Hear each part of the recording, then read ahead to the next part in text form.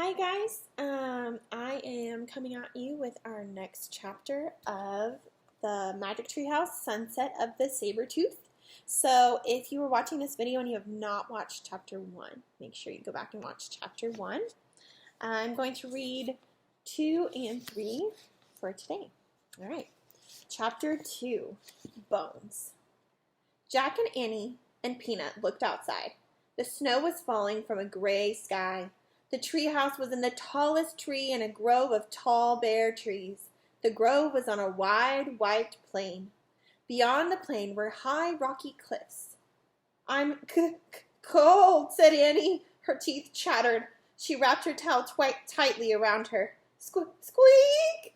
Peanut sounded cold, too. Poor mouse, said Annie. I'll put you into Jack's pack. You'll be warmer in there. Janny slipped Peanut into the pocket of the backpack. We have to go home, said Jack. We need warmer clothes. We can't go home, said Annie. We can't find the Pennsylvania book. Not until our mission is complete. Remember? That's the way the magic works. Oh, right, said Jack. He looked around. There was no sign of the Pennsylvania book that always took them home. Annie peered out the window again. Where are we, anyway? She asked. I'll find out, said Jack. He picked up the open book and read the title on the cover. Life in the Ice Age. Ice Age, said Annie. No wonder we're cold. We better find the third M thing soon, said Jack, before we freeze to death. Look, whispered Annie. People. She pointed out the window.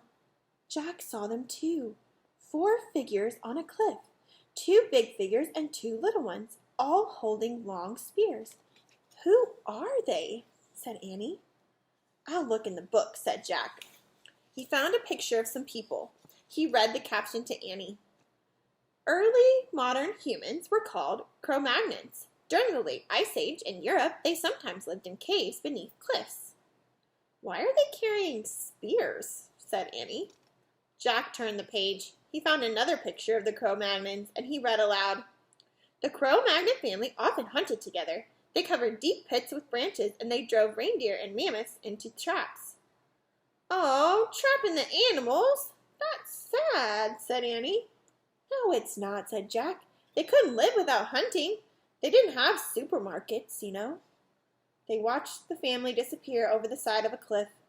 Come on, I'm freezing, said Jack. Let's hurry and find the end thing while the Cro-Magnons are hunting. But I want to meet them, said Annie. Forget it, said Jack. They don't have books that tell them about us. They'll think we're some enemy and hurl all of their spears. Yikes, said Annie. Jack put the book away. Squeak. Peanut peeked out of the backpack. Stay in there, said Annie. Jack pulled on his backpack and started down the rope ladder. Annie followed. On the icy ground, they huddled together. The wind was biting. Jack put his towel over his head. Snow blew against his glasses. Hey, Jack, said Annie. Look at me. Annie had put on her swimming goggles. Now I can see, she said.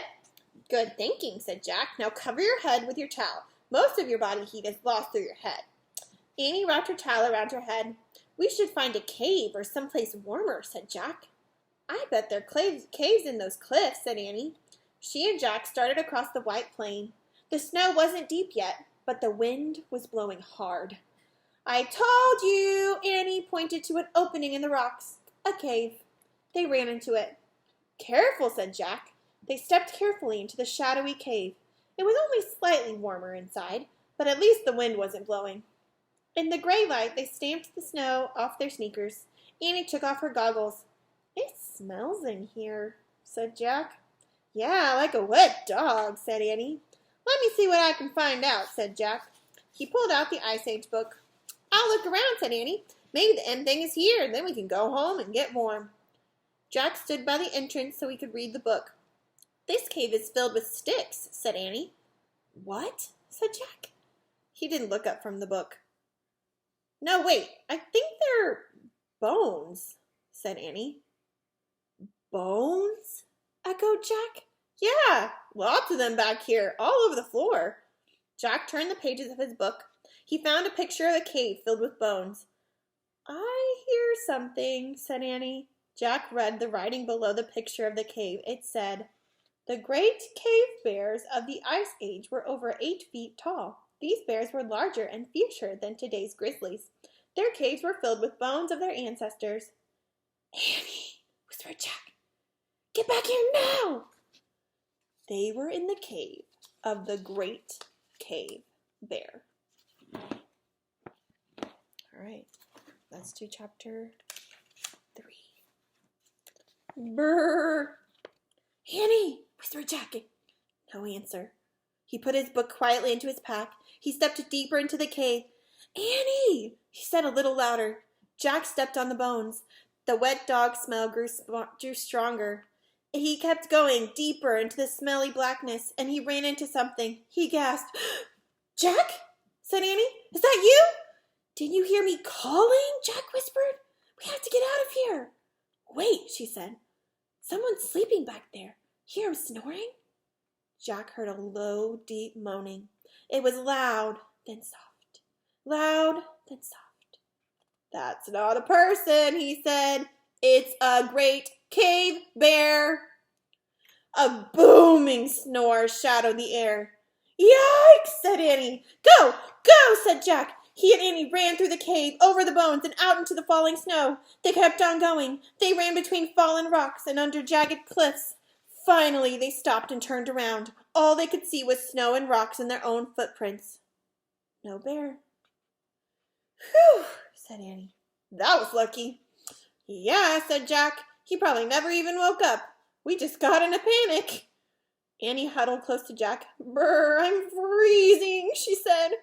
"Me too," he said. He took off his glasses to wipe off the snow. The cold wind blew against his bare legs. "Wow," said Annie. "Look." She pointed to something behind Jack. "What?" Jack put his glasses on and turned around. Under a cliff was a wide ledge. Under the ledge was another cave. Only this cave seemed to have a golden glow.